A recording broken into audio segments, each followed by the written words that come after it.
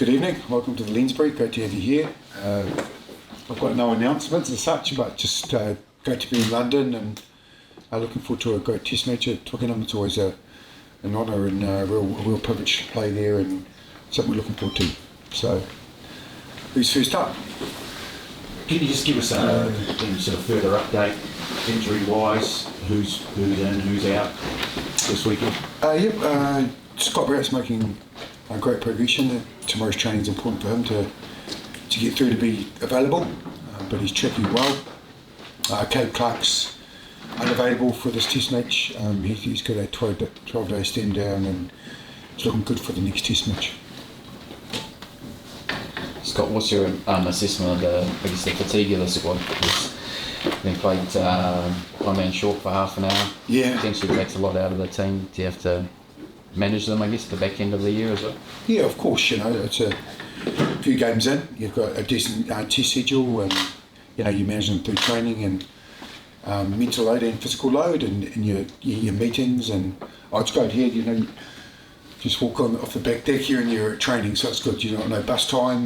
There's a beautiful little village here, but yes and no. It's great because we had that little 4-week period before we come over to get ourselves physically ready. It felt like a bit of a freshen up and get a bit of UV before we head over here, and it's been good. The boys are fresh but battle hardened. Scott, what did you make of England the week after? A hell of a test match, wasn't it?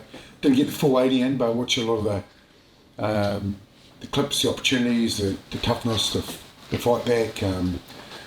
Fijians at their powerful best, and gritty England. Yeah. And in terms of your test match, was that the sort of test that you wanted coming to Twickenham this weekend? I know it was in the balance for a little while, but you got there in the end, and was that a good sort of build-up really to what's coming this weekend? Yeah, like if you look at the recent history of English test matches, they've always come down to small margins at the end of games, and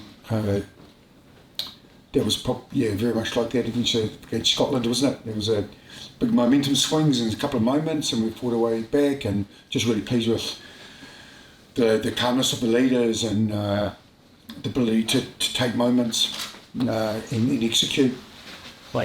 England haven't beaten New Zealand since 2019 semi-final. Will you tap into that this week? Does that matter?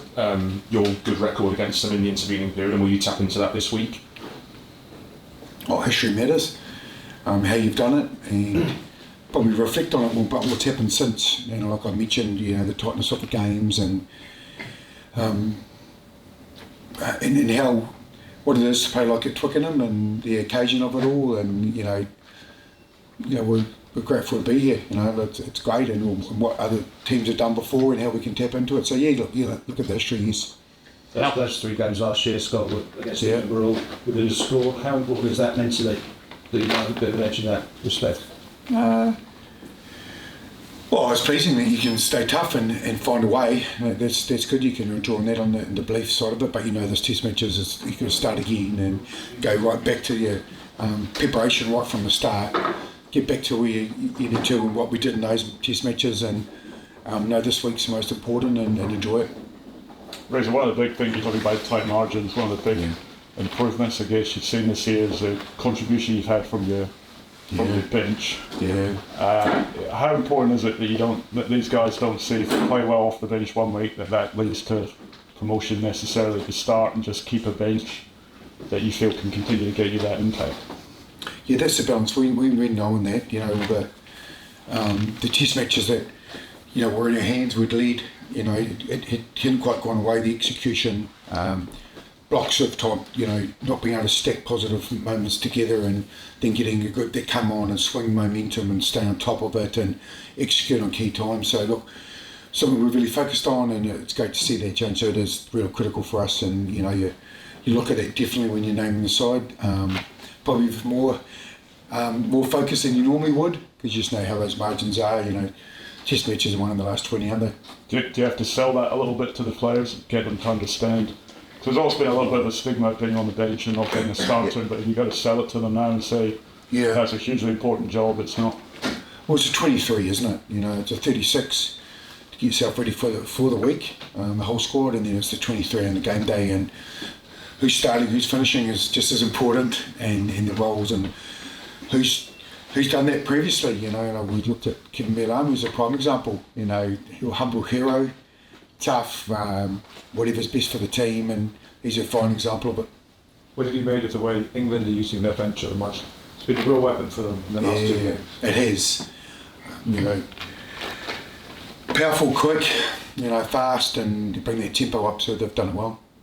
In terms of the style you expect from England, Scott, do you expect them to kick a lot of high balls, I guess? Yeah, Northern Hemisphere, you're going to get that.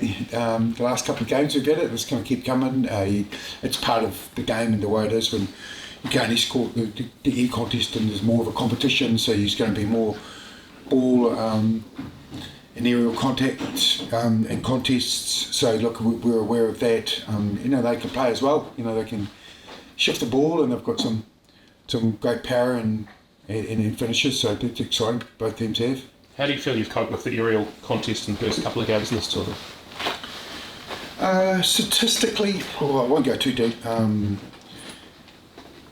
We've won enough, obviously, but we've got one more. You know, look, it's been a clear focus for us, and you don't get as many in Super Rugby, so when you come into Test Rugby, you know, it's like a set piece for us. You know, you practice your line-outs, your kick-offs, scrums, and your kicks. The high kicks and rolls responsibility, so it's something we definitely focus on. It's obviously been an ongoing work on for the team. Yeah. But how tricky is it when Super Rugby isn't played like that and you have to adapt to it in international environment?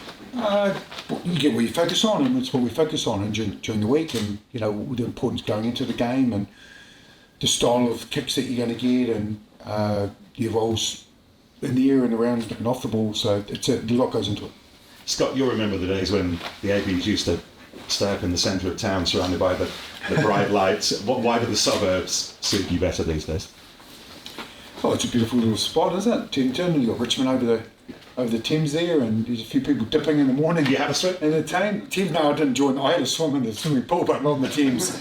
No, I wasn't that brave, but there's a few dippers there this morning. I was like, I gave a wee clap. I said, not for me. But it's cool. It's quite a little village. It's a great place to come. You know, we crossed over to Fiji as it was we're leaving. They had a great week of weather, and you know, as a team, it's a great place to stay. We're chatting with Cam Roygard in a bit. How does he fit into the great list of All Black nines gone by? He's got a bit to go yet, I guess. How many Test matches has he played? Yeah, exactly. But exactly. You know, he's yeah. just hit double figures. He hasn't been available for us much in the last 2 years, but when he has been available, he's been really valuable. Obviously, got a great skill set. Off his foot, out of hand. He's an instinctive runner, and he saves tries as well. So he's the full package. It's keeping him fit and keen, and we're pleased he's available. Yeah. You can go for a swim. You'll enjoy it. Bracing. What's that? Go for a swim. It's bracing. No, that's not. Talk a bit about Cam Roygard's played all but 2 bits of the last 2 Test matches. So how's that balance? You know, Yeah. keeping him out there, but also wanting to inject the bench. Oh yeah, like tough on Cortez, you know. Obviously he's hugely valuable to us, but with the momentum, and we just know the value of the experience and keeping that continuity. So that's the art of it. Wins too early, wins too late, and you know, but he's got the job done. Yeah. What does that say about Cameron? Right, the fact you can't keep him out there for 78 minutes in an aerobic role. He's obviously fairly spectacularly fit, is he? Oh, he's complete athlete really in that regard, and they can play some pretty good footy with it as well. So we're just really pleased that, like I said, he's fit and controls our game. And look, we had 7, I think maybe 8 halfbacks this year already, so it's good to get one that can stay fit on the field for a long period of time. Yeah. Scott, can I just ask you about the career progression of Fabian Holland? He obviously he came from the Netherlands, from Holland, where not really famous for their rugby, and is now come through the Highlanders and is a regular All Black. And what have you made of him just from where he came from to now? It's like a nice movie plot, doesn't it? Like a nice story, you know. It's pretty special watching the All Blacks playing when he was a young man, and you know that was his dream, and our father's dream. He made it a goal and moved to New Zealand, and I watched him play school rugby coming through, and he was locking down with Jamie Henner, and he was like, there's a couple of big bodies, you know. And both kicked on in their own way, but look, he's a consummate professional and he's pretty obsessed. You know, we have to pull him back, and that's a great trait. We're just really pleased. You know, his family was all village turned up to go to Edinburgh, really, which was pretty cool and odd to meet them, and they're hugely passionate and so supportive of them. It's a great story. Stop just on the last question. loose wood trio. It's the first time we've seen Satiti and Mafai and Artie starting together last week. Were you happy with how they went? Yeah, pleased with a really nice balance. Both had, all three were great at the breakdown, and obviously they're very good with the ball skills and the carrying ability, and you know they all line out jump, and they've all called play, so it's a pretty nice mix. Yeah.